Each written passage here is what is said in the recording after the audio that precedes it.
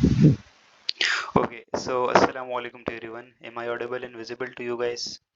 Hello, hello, hello. Okay, okay, okay, that's good. So आज का जो हमारा टॉपिक है वो है लर्निंग बिहेवियर के ऊपर. ओके, तो हमने इनेट बिहेवियर के बारे में डिस्कस कर चुके हैं. ठीक हो गया. और एक हमारे पास एडेप्टिव बिहेवियर है और एक होता है हमारे पास लर्निंग बिहेवियर. तो लर्निंग बिहेवियर से आज हम स्टार्ट कर रहे हैं और प्रॉबेबली आज हमारा ये चैप्टर कंप्लीट हो जाएगा. तो लर्निंग बिहेवियर जैसे नाम से ही क्लियर है, वो बिहेवियर जो हम लर्न करके डेवलप करते हैं उसे हम लर्निंग बिहेवियर कहते हैं. ठीक है. तो it is the process in which animal modify their behaviour as a result of specific experience. ठीक है. तो अपना बिहेवियर हमारा मॉडिफाई होता है. जैसे for example let's suppose class में कितने लोग हैं, 3-4 लोग हैं. एक दूसरा भी आ गया, दूसरा स्टूडेंट. वेलकम नाश्ता. वेलकम, वालेकुम अस्सलाम. वेलकम नाश्ता. सुबह सुबह नाश्ते की ज़रूरत पड़ेगी. तो फॉर एग्जांपल ना, लेट्स सपोज मैं ना सुबह सुबह नाश्ता करने गया. ठीक है. अज्यूम करो शॉप ए है. ठीक है. जहाँ पे मैं नाश्ता करने गया, लेकिन मेरा एक्सपीरियंस वहाँ का अच्छा नहीं रहा.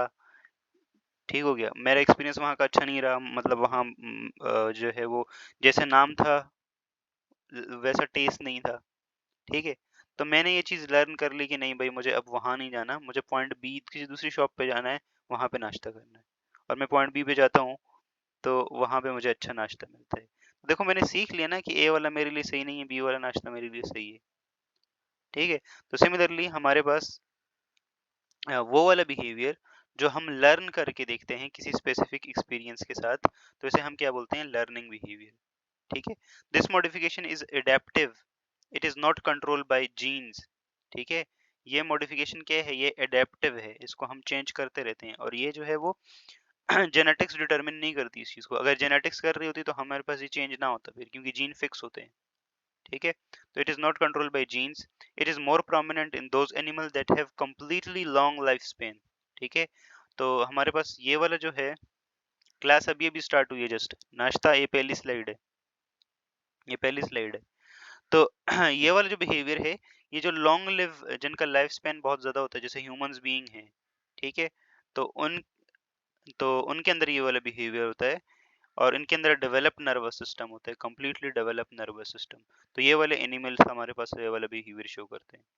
ठीक है. और इंसानों का तो बिहेवियर अल्लाह हेर ही करे, पता नहीं कैसे कैसे बदल जाता है. उसके बाद है हमारे पास लर्निंग बिहेवियर में हेबिचुएशन. ठीक है. हेबिचुएशन मतलब हैबिट होती है ना, हैबिट से निकला है ये. ठीक है. तो हेबिचुएशन मतलब आदत. तो it is the simplest form of learning in which animal learn not to respond और ignore to a repeated irrelevant stimuli. ठीक है.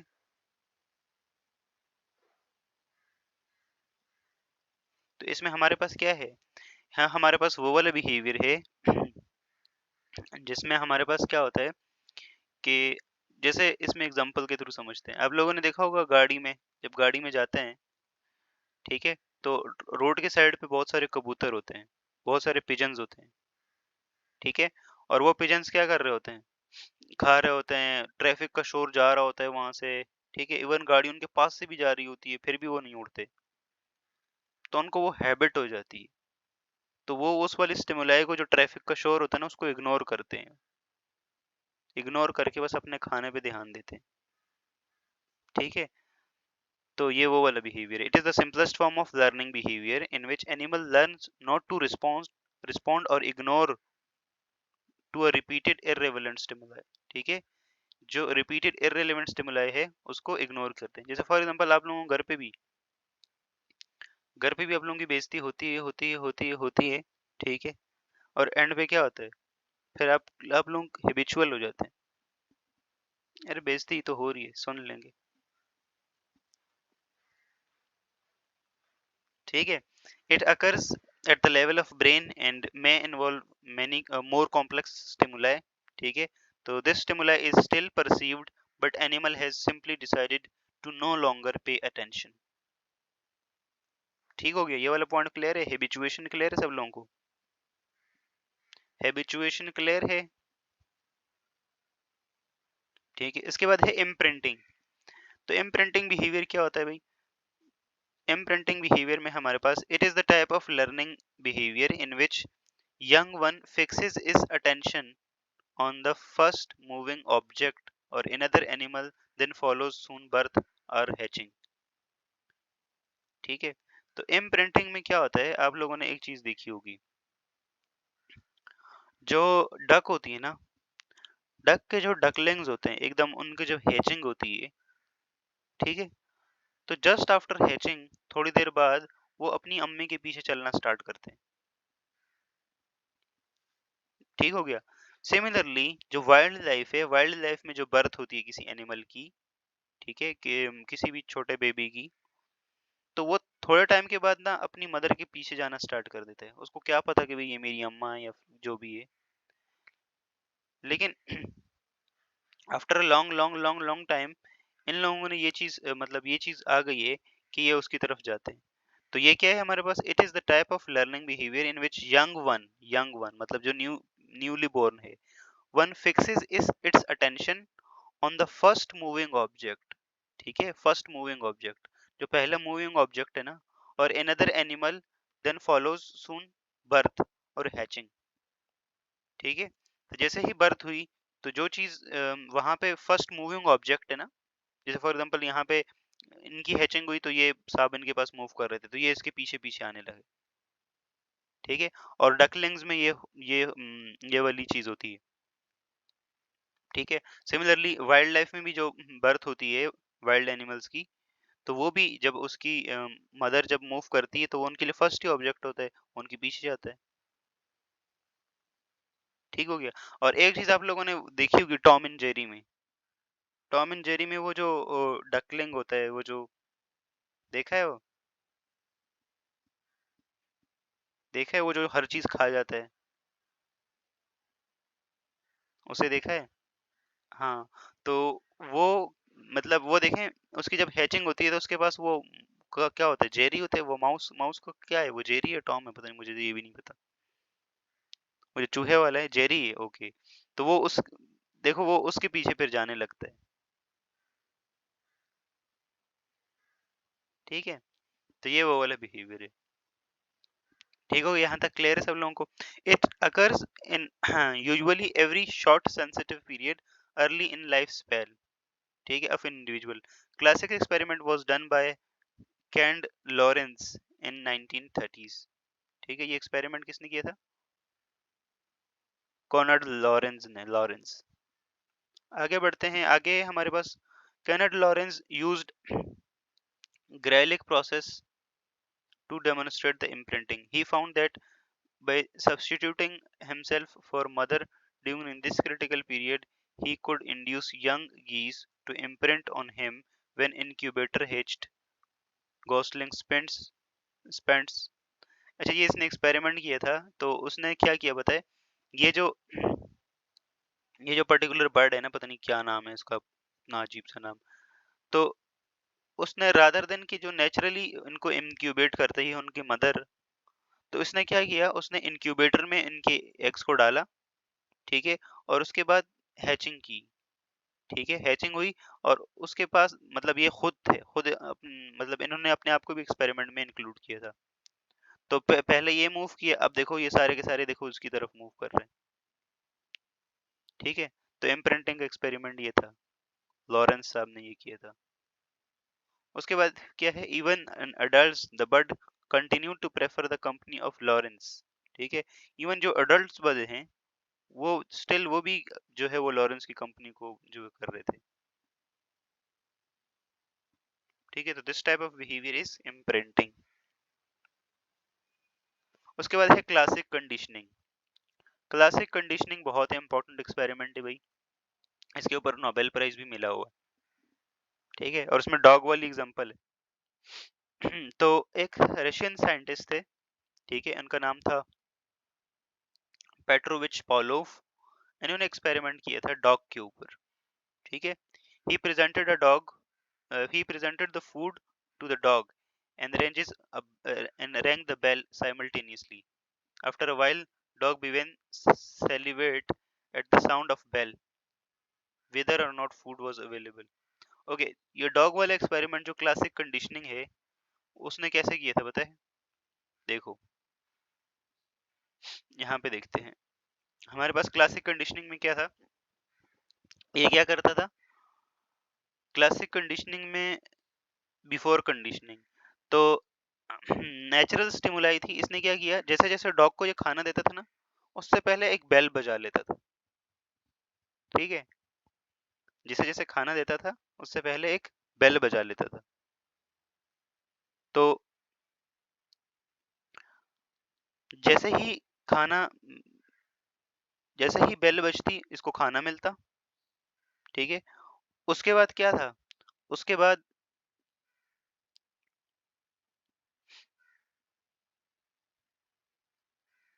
ओके, सो खाना देने से पहले वो उसको ना बेल की स्टिमुलाई देता था।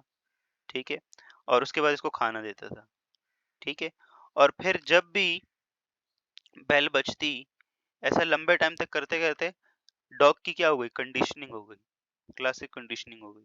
ठीक है, और कंडीशनिंग के बाद क्या हुआ, अब जैसे ही डॉग जो है वो डॉग बेल बजती ना, तो डॉग को लगता कि उसको खाना मिलने वाला है। ठीक है, और उसके मुंह में सलाइवा आ जाता था। ठीक है, लेकिन बाद में जब देखा तो मतलब अब डॉग को सिर्फ बेल भी बजाओ ना, तो भी उसके मुंह में सलाइवा आ जाएगा, ताकि क्योंकि ये जो है वो ना किसी स्टिमुलस के साथ एसोसिएटेड हो गया था ना, कि बेल बजेगी तो उसको खाना मिलेगा। ठीक है, तो क्लियर है यहाँ तक सब लोगों को? बेल बजाई, खाना दिया। ठीक है, फिर बेल बजी, तो उसको उसको लगा कि मुझे खाना मिलेगा। ठीक है, उसके बाद बेल बजी। ठीक है, तो उसको खाना मिले या ना मिले, उसके मुंह से वो जो है वो सलाइवा आएगा उसके मुंह में। तो ये हमारे पास क्लासिक कंडीशनिंग। और हम जो है वो हम भी काफी क्लासिक कंडीशनिंग का शिकार होते हैं, ह्यूमंस। ह्यूमंस के अंदर भी क्लासिक कंडीशनिंग होती है। ठीक है, तो this is not applicable only for dog, but बाकी एनिमल्स के लिए भी। क्लियर है? क्लासिक कंडीशनिंग का एक्सपेरिमेंट क्लियर है? ये जो साइंटिस्ट थे, ये रशियन साइंटिस्ट थे, पेट्रोविच पावलोव। और इनको नोबेल प्राइज भी मिला था इस बात के ऊपर, इस क्लासिक कंडीशनिंग की डिस्कवरी के ऊपर इन्हें नोबेल प्राइज मिला था। क्लियर है यहाँ तक, क्रिस्टोफर क्लारो? आगे बढ़े, आगे है इंस्ट्रूमेंटल कंडीशनिंग। इंस्ट्रूमेंटल कंडीशनिंग में क्या है, जैसे क्लासिक कंडीशनिंग है ना, इसी तरह से इंस्ट्रूमेंटल कंडीशनिंग भी है। जो लिविंग ऑर्गेनिज्म है ना, वो क्या हो जाएगा, वो यस, वो हमारे पास एक्सपेरिमेंट जो इंस्ट्रूमेंट है ना, उससे वो हो जाएगा, कंडीशनड हो जाएगा। तो फॉर एग्जांपल यहाँ पे जो है वो ना एक एक्सपेरिमेंट था। Instrumental conditioning is the method of learning that employees reward और पनिशमेंट फॉर बिहेवियर। ठीक है, through instrumental conditioning is an association made between behavior and consequences, whether negative or positive. For that behavior, a classic example is in Skinner box, developed by B.F. Skinner. When he placed Rat in the box, Rat began to explore. ठीक है, तो instrumental conditioning में क्या है, instrumental conditioning में वो वाला behaviour है जो इंस्ट्रूमेंट के अंदर लर्न हो रहा है। ठीक है, और उसमें ये ना अवॉर्ड और रिवॉर्ड के ऊपर वो कर रहा है। ठीक हो गया? यहाँ देख सकते हैं आप लोग, ये है आप लोगों के पास एक बीएफ स्किनर बॉक्स। ठीक है, बीएफ साइंटिस्ट है, बीएफ स्किनर। उन्होंने एक बॉक्स बनाया, उसके अंदर दो सिस्टम लगाए। ठीक है, मान लो जैसे दो दो बटन लगा दिए। ठीक है, तो फॉर एग्जांपल ये वाला बटन अगर प्रेस हो रहा है ना, तो देखो उसको खाना मिल रहा है। ठीक है, और ये दूसरे वाला बटन प्रेस हो रहा है, तो ये देखो, ये लीवर नीचे की तरफ आ रहा है और उसको मार पड़ रही है, कुट पड़ रही है उसको। ठीक है, तो ओवर द टाइम चूहा इस चीज को लर्न कर लेगा कि मुझे ये वाला जो बटन है इसको नहीं दबाना, क्योंकि इससे मुझे पनिशमेंट मिलेगी, मुझे ये वाला ही दबाना है, ग्रीन वाला। ठीक है, ऐसा होता है ना? ठीक है, ऐसा होता है जहाँ पे आपको रिवॉर्ड मिलता है तो वहाँ आपको एप्रिसिएशन होती है, वहाँ आप जाते हैं। जहाँ आपको रिवॉर्ड नहीं मिलता, जहाँ आपको मतलब कुट पड़ती है तो वहाँ से भागते हैं आप। This is a normal fact. तो ये है इंस्ट्रूमेंटल कंडीशनिंग। ठीक है। अब घर पे भी बार बार बेइज्जती होती है लेकिन घर छोड़ नहीं सकते आप लोग ना, है ना मैजबीन?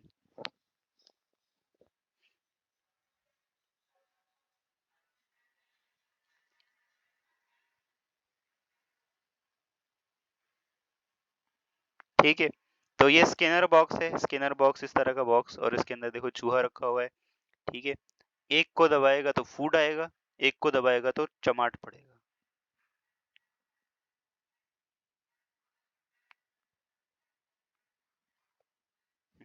Rat move in all about the box and by accident or eventually press a lever and rewarded with the food pellets.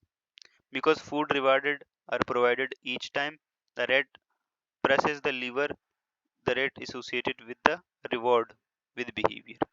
Through repetition, rat learn to press the lever right away to receive the reward. In this experiment, ठीक है। हाँ, ऐसे ही बोलते हैं सब लोग। ये वाला बिहेवियर क्लियर है आप लोगों को? ये वाला बिहेवियर क्लियर है? उसके बाद है लेटेंट लर्निंग। ठीक है, लेटेंट लर्निंग। लेटेंट लर्निंग क्या होता है? Sometimes animal seems to learn without any obvious immediate reward. ठीक है। For instance, an animal can learn important characteristics of its environment during unrewarded exploration and use this information later. ठीक है। इसमें कैसे, कोई कौन सा एक्सपेरिमेंट है? जी जी, नाश्ता रिकॉर्डिंग कर रहा हूँ मैं।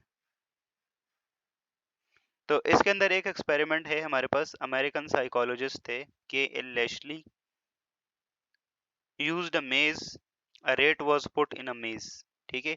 ये जो वो है ना, ये पूरा आगे पीछे ये पूरा जो सिस्टम है, दिस इज मेज। ठीक है। तो इसके अंदर उसने चूहा रखा। Eventually the rat found the way to exit, but it is also learn the location of food in the maze. The rat was not hungry at that time, so it didn't pay attention to that food. Then same rat placed in the maze when it felt hungry. The rat found because of the rat found because of previous experience found in the food quickly. तो हमारे पास ये latent learning क्या है? Latent learning वो है कि living organism environment से क्या करते हैं, अपने लिए जो डिफरेंट डिफरेंट चीजें आती हैं, स्टिमुलाई आते हैं, उससे लर्न कर लेते हैं। ठीक है। मे बी उस टाइम के ऊपर उन्हें काम ना आए लेकिन बाद में उसको काम आ जाती है वो चीज। जैसे हमारे बुजुर्ग भी कहते हैं ना कि हर हुनर जो है वो सीख के जेब में रख लो ताकि बाद में जो है वो आपको मसले ना हो। वालेकुम अस्सलाम गुलाम दस्तगीर, वेलकम। अल्हम्दुलिल्लाह, I am fine, welcome.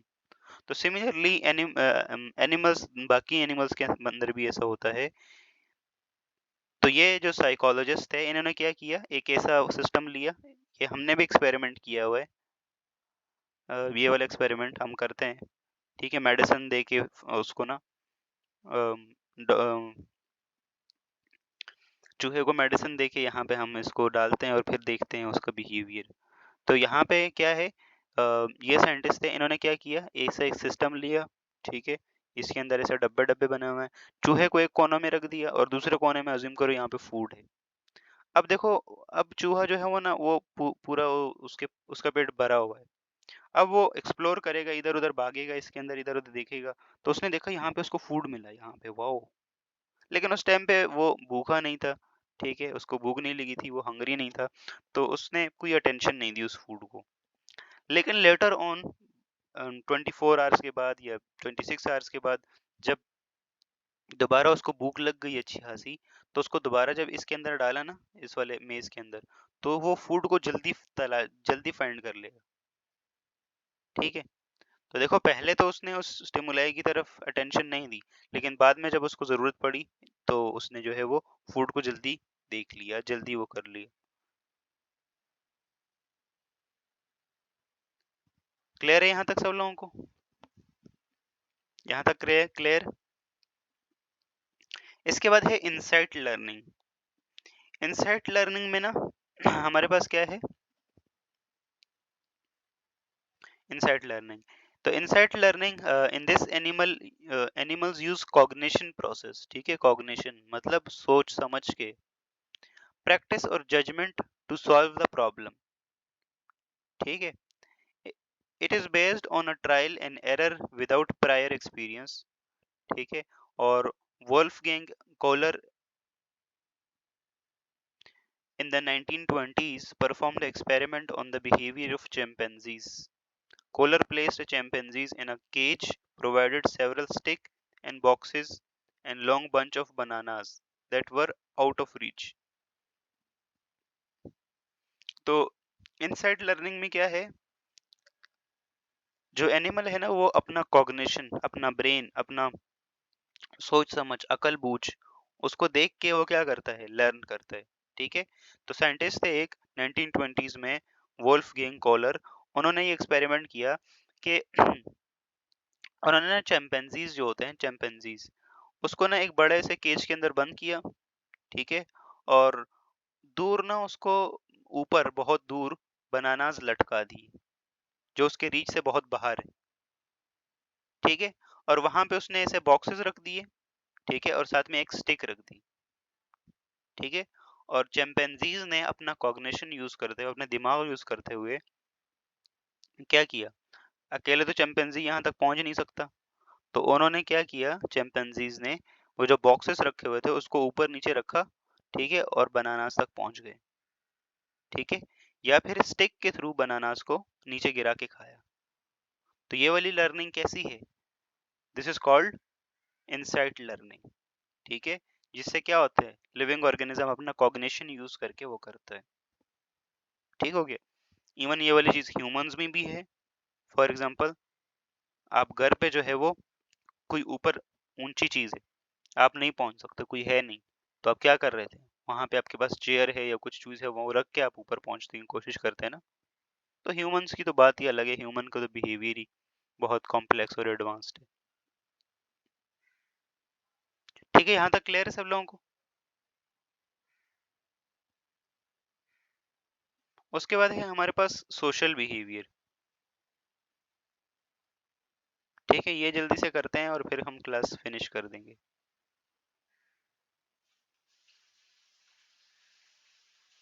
Okay, तो सोशल बिहेवियर में हमारे पास क्या है, सोशल बिहेवियर, यहाँ तक सब क्लियर है ना, इनसाइट लर्निंग ये सब। सोशल बिहेवियर हमारे पास क्या है, तो the interaction between two more individuals of the same species living together is called social behaviour. तो यहाँ पे हमारे पास क्या है, हमारे पास लिविंग ऑर्गेनिज्म जो एक जगह पे रहता है, ठीक है, एक ही स्पीशी के, और आपस में वो डिफरेंट डिफरेंट टाइप्स के बिहेवियर शो करते हैं। इस तरह का जो बिहेवियर है इसे हम सोशल बिहेवियर कहते हैं, ठीक है। The animal live together have its benefits. It can help an animal to avoid predators, find food and rear offsprings. तो हमारे पास ये वाला जो बिहेवियर है, सोशल बिहेवियर में एक स्पीशी के, एक इंडिविजुअल्स के बीच में अपना इंटरेक्शन होता है, ठीक है। और ये इसको बेनिफिट दे सकता है कि प्रेडेटर इसको खा ना ले, और फूड इसको अच्छे से मिल जाए, और ऑफ स्प्रिंग ये अच्छे से डेवलप कर ले, ठीक है। तो एग्रीगेशन एंड एनिमल सोसाइटीज, तो हमारे पास ये देखें, इसमें एग्रीगेशन एंड एनिमल सोसाइटी जरा देखते हैं। Aggregation is the simple group of animal that may be together due to feeding, drinking or mating but do not interact behaviorally, ठीक है। The living organism are often organized into group, the group of animal of the same species including together that cooperative social responsible or social society or group।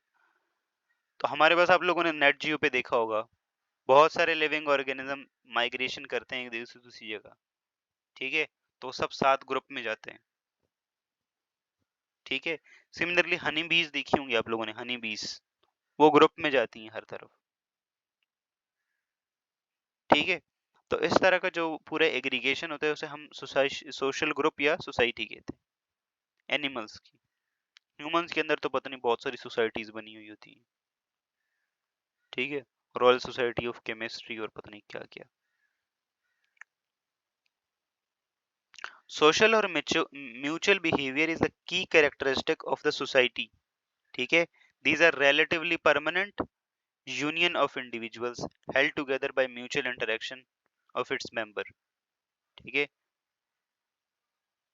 तो basics of social life is the interaction of individual members who exchange food, water, body care and sexual favor।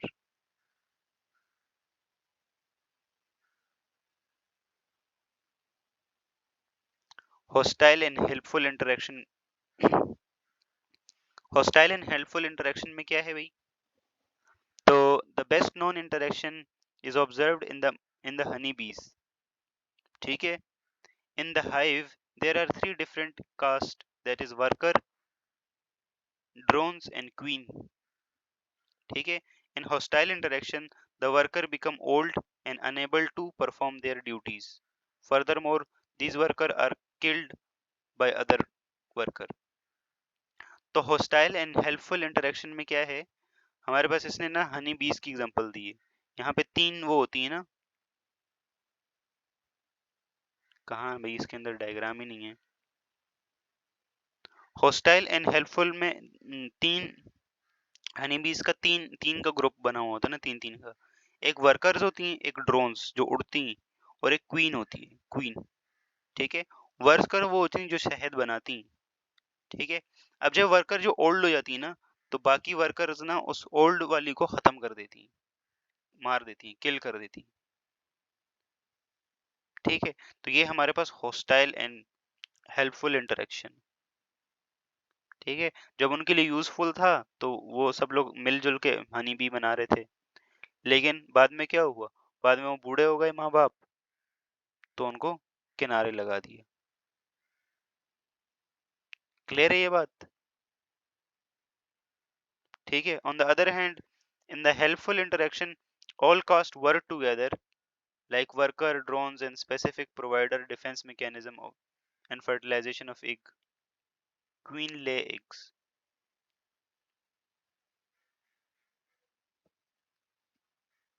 ठीक है, जो drones होते हैं वो protection provide करते हैं, और जो क्वींस होती है वो एग देती है। तो ये देखो तीनों मिल के काम कर रहे हैं, तो ये हेल्पफुल बिहेवियर है। और उसमें जब बूढ़े हो गए माँ बाप उनके, तो उनको खत्म कर दिया, तो वो हार्मफुल बिहेवियर था। आगे है एग्नोस्टिक बिहेवियर। तो in the society of animal conflict arises due to limited sources। ठीक है, and are settled by the agnostic behavior। In this animal aggressive or attack another animal including threats,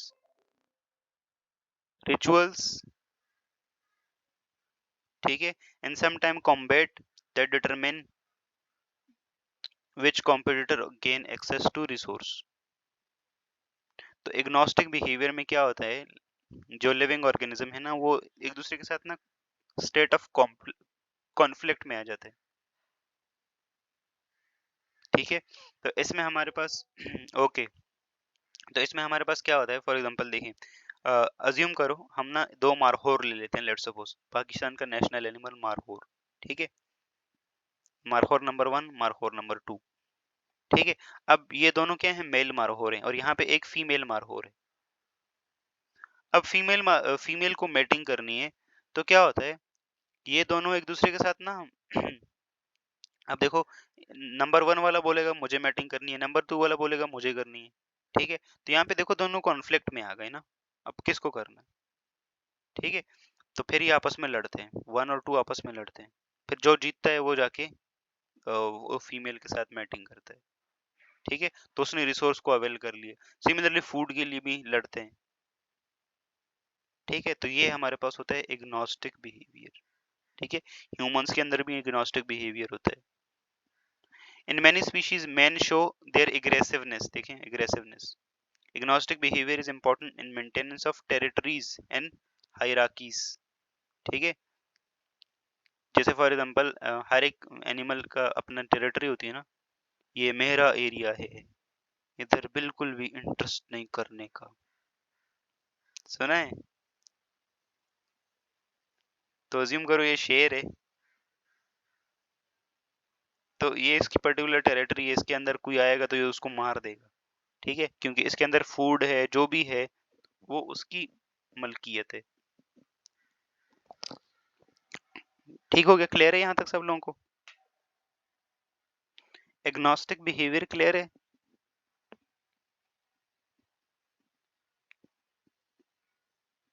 ठीक है। Territory, तो territory refers to a specific area that is actively defended by a group or individual against intrusions by other of the same species. ठीक है, in context gorillas territories are established to secure resources including food, water and suitable habitat. ठीक है, तो territory हमारे पास वो specific जगह होती है कि जहाँ पे वो बाकी लिविंग ऑर्गेनिज्म को ना अपनी ही सेम स्पीशी के लिविंग ऑर्गेनिज्म को आने नहीं देता। ठीक है, यहाँ से लड़ता है आगे से। ठीक है, तो लाइन्स की टेरिटरी होती है प्रॉपर। यहाँ पे गोरिल्लास का बोला है, गोरिल्लास की टेरिटरी। तो लिविंग ऑर्गेनिज्म की अपनी टेरिटरी होती है। आज की जो ये कंट्री है, जो बोला जाता है पाकिस्तान की टेरिटोरियल इंटेग्रिटी पे कोई सवाल आया तो हम नहीं छोड़ेंगे। ठीक है, तो ये भी एक तरह से जो कंट्रीज हैं वो भी टेरिटरी के अंदर आती कि पाकिस्तान जो है वो इसका इतना एरिया ही है।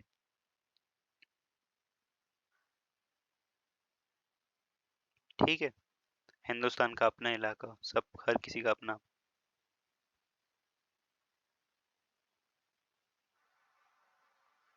KPK, पंजाब, सिंध। क्लियर है यहाँ तक? Territorial behaviour in gorillas. ठीक है, तो ये मैं आप लोगों को ये मैं स्लाइड भेज दूंगा, आप लोग पढ़ लीजिएगा। बस ये अपने आप को डिफेंड करेंगे, अपने टेरिटरी को, सिंपल। ठीक है, दूसरा है vocalisation. Gorillas use range of vocalisation to communicate with other groups. आप लोगों ने देखा होगा जंगल में जब जाते हैं तो जानवरों की बड़ी अजीब अजीब सी आवाजें आती हैं। ठीक है, तो वो एक दूसरे से बात कर रहे होते हैं कि भाई ये मेरा एरिया है, इधर बिल्कुल भी इंटरेस्ट नहीं करने का। ठीक है, तो वो डिफरेंट डिफरेंट साउंड्स निकालते हैं अपने टेरिटरी को, अपने टेरिटरी को क्या करने के लिए, अपने टेरिटरी को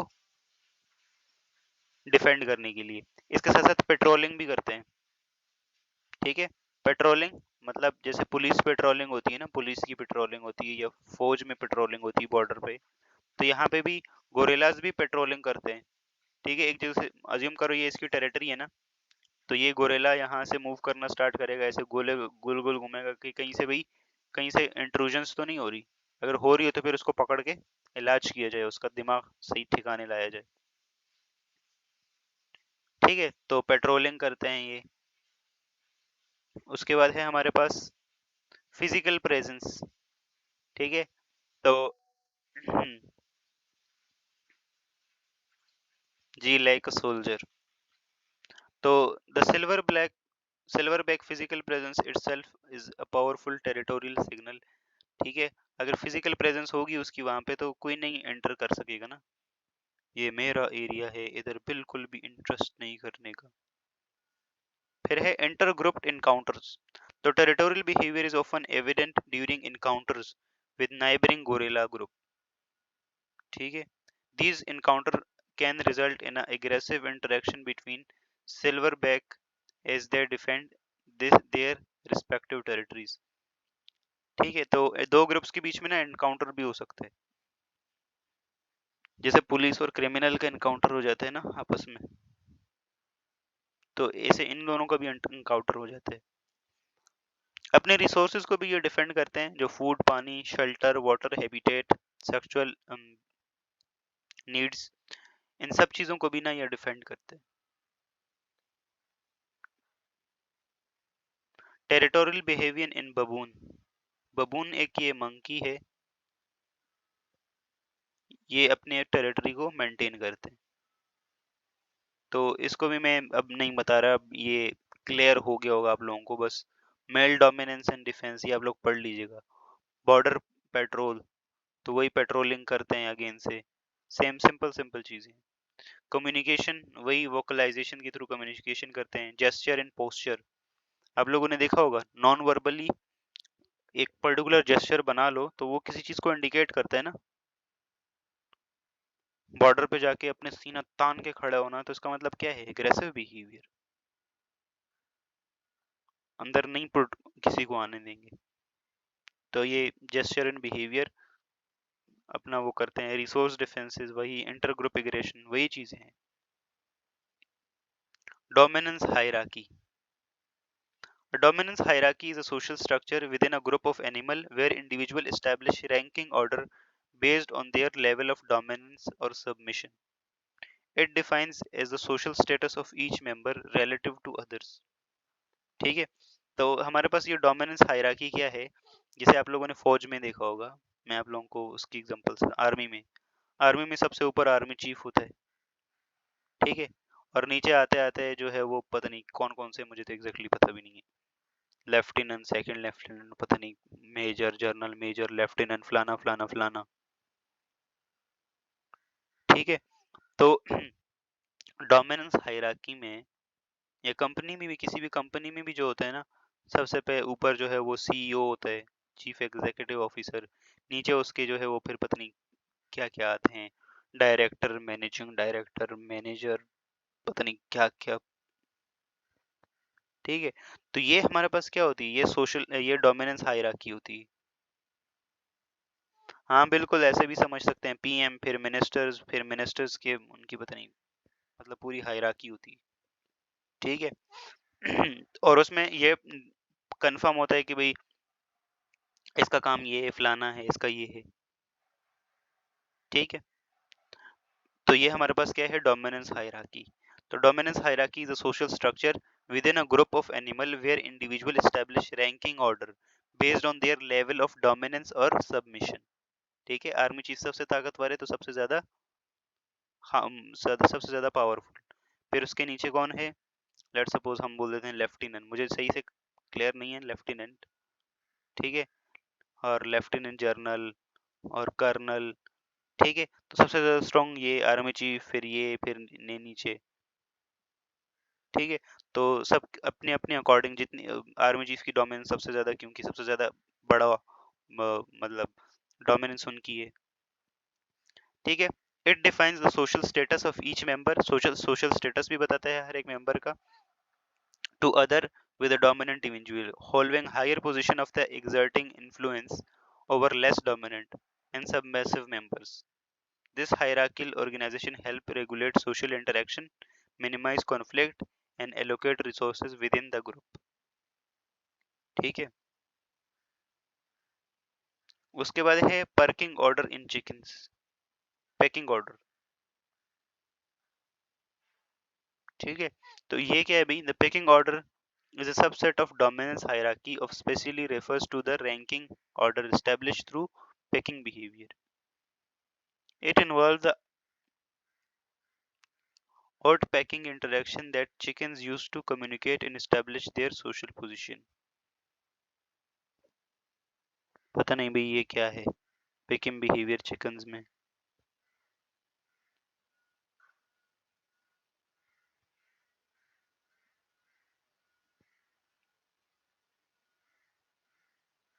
ओके, अगेन आगे social structure, resource utilisation, integrating new members. Last में अल्ट्रिज्म है, altruism. It is the behaviour characterised by self concern, selfless concern, ठीक है, for well being of others, ठीक है। ऐसा बिहेवियर अल्ट्रिज्म में क्या है, आप अपने आप को नहीं देखते बल्कि ओवरऑल बाकी लोगों की वेल बीइंग देखते, ठीक है। ऑफन द पॉइंट सेक्रीफाइस, ठीक है। एक पर्टिकुलर इंडिविजुअल अपने जितने भी सेल्फ वो होते हैं ना, उनको सेक्रीफाइस करके दूसरे के इंटरेस्ट को प्रोटेक्ट करता है। ठीक है, तो ये अल्ट्रिज्म कहलाता है। जिसे आप लोग अपना पेपर छोड़ के फॉर एग्जाम्पल अपने दोस्त को बता रहे होते हैं, ठीक है, कि हाँ इसमें बी आएगा, इसमें सी आएगा, इसमें ये आएगा।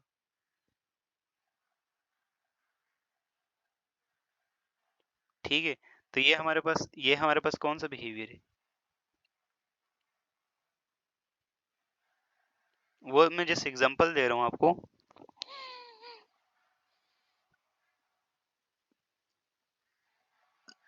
अपना काम छोड़ के दोस्त का काम पहले करते हैं, तो ये अल्ट्रिज्म है। ठीक है, एग्जांपल देख लेना आप लोग आगे नीचे और बाकी पढ़ लेना। Altruism is a concept of often discussed in the field of psychology, sociology, and biology to explain various social behavior that beyond immediate self-interest contribute to greater good of other well-being others. Altruism in organization of honeybees society. Altruism honey bees के अंदर भी होता है। देखो, ये देखो middle में आप लोगों को नजर आ रहा होगा, ये क्वीन है। क्वीन का काम क्या होता है? एग देना और यस, एग्स देना। हनी बीज की सोसाइटी में क्वीन का काम होता है अंडे देना और फर्दर जो वो है उसको जनरेट करना। ड्रोन का काम होता है प्रोटेक्शन प्रोवाइड करना। ठीक है, और जो वर्कर होती है ना, वो जा जाके फ्लावर में से नेक्टर लेके आती है। ठीक है, और हनी बीज बनाते वो सॉरी हनी बीज बोल रहा हूँ, जो हमारे पास वो है हनी है वो बनाती है। ठीक है, तो इसमें हमारे पास क्या है?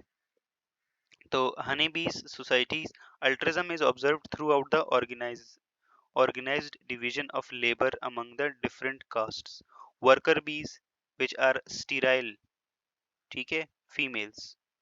वर्कर बीज जो होती है ना, ये स्टीराइल फीमेल्स होती हैं, मतलब ये ऑफस्प्रिंग नहीं प्रोड्यूस करती। in engage in selfless behavior such as foraging, nourishing and defending the hive. Their action contribute to the overall well-being of the colony, showcasing from altruism, where individual bees sacrifice personal reproduction for the benefit of entire hive. मतलब ठीक है, this cooperative behavior is essential for success and survival of honey bees colony. इसने worker की example दी है। Worker क्या है? Worker sterile female होती है, ठीक है, तो इसकी तो आने वाली कोई जनरेशन ही नहीं आएगी क्योंकि ये स्टीराइल है, लेकिन फिर भी ये काम करती है। ठीक है, बाकी फॉर द कॉस्ट ऑफ इन दोनों के लिए ये काम करती है। क्यों?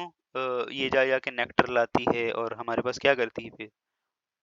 ठीक है, हालांकि इसको पता है कि इसकी आगे जनरेशन नहीं आने वाली, लेकिन फिर भी अपने सेल्फ उसको साइड पे रखे, अपने ईगो को, ठीक है, ये बाकियों के लिए काम करती है। तो ये अल्ट्रिज्म की एग्जांपल है। इसके बाद है हमारे पास, बस ये अल्ट्रिज्म यहाँ तक कंप्लीट हो गया। यहाँ तक क्लियर है सब लोगों को?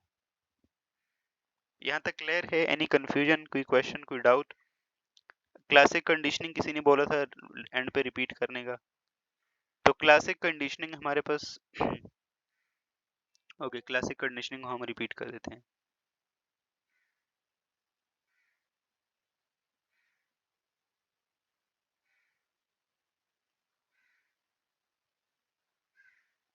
ओ, वालेकुम अस्सलाम, welcome Mahi, welcome, welcome to the Noon Academy. Just a minute, अभी हम क्लासिक कंडीशनिंग देख लेंगे। क्लासिक कंडीशनिंग हमारे पास एक रशियन साइंटिस्ट थे, पैट्रिक पैट्रिच पाउलोव। तो उन्होंने ये एक्सपेरिमेंट किया था, आइवन पैट्रिक पाउलोव ने। ठीक है, और इन्हें इसके ऊपर नोबेल प्राइज भी मिला था इस एक्सपेरिमेंट पे। तो उन्होंने क्या किया, डॉग को ना एक उसके अंदर बंद कर दिया, केज के अंदर। ठीक है, और वहां पे ना बेल लगा दी। अब वो क्या करता था, बेल बजाता था और डॉग को फिर खाना देता था। ठीक है, बेल बजा रहा है, डॉग को खाना दे रहा है, बेल बजा रहा है, डॉग को खाना दे रहा है। ठीक है। उसके बाद लंबे टाइम के बाद डॉग जो है वो हैबिचुअल हो गया, डॉग ने ये देख लिया कि भाई बेल बजेगी तो मुझे खाना मिलेगा, ठीक है। तो उसके बाद क्या किया उसने, उसने ना बेल बजाई और डॉग को खाना नहीं दिया। डॉग की ये क्लासिक कंडीशनिंग हो गई थी कि भाई अब मुझे जैसे ही बेल बजेगी खाना मिलेगा, ठीक है। लेकिन बेल बजी, डॉग को खाना नहीं मिला, लेकिन फिर भी उसके मुंह में ना सलाइवा आ गया, ठीक है। तो ये हमारे पास क्लासिक कंडीशनिंग है कि इसको बार बार एक स्टिमुलाई से एक्सपोज कर दिया, ठीक है। और वो इतना आदी हो गया उसका कि अब जैसे ही बेल बजती है तो उसको उसको ये लगता है कि खाना मिलेगा, ठीक है। और घर पे भी सेम, आप लोगों की मैं इज्जत की बात की थी ना मैंने, आप लोगों घर पे आप लोगों की बेइज्जती होती है। वेलकम होरुलैन, ठीक है। फिर आप लोगों को आदत पड़ जाती है ना, अब तो आदत सी हो गई, ठीक है। और इसी तरह से हम ह्यूमंस भी बार बार इसी चीज से एक्सपोज होते हैं, तो हमारी क्लासिक कंडीशनिंग होती। गॉट इट, क्लियर है यहाँ तक? Christopher Claro, okay. चलें ठीक है, यहाँ तक होप तो सबको समझ आ गया होगा। Any question, any doubt? नाश्ता क्लियर है? अभी जाकर मुझे नाश्ता भी करना है। ओके मैजून, चलें होप सो यहाँ तक सब लोगों को क्लियर हो गया होगा। हम मिलते हैं हम नेक्स्ट क्लास में। Till then keep learning and keep exploring. अल्लाह हाफिज, टाटा, बाय बाय।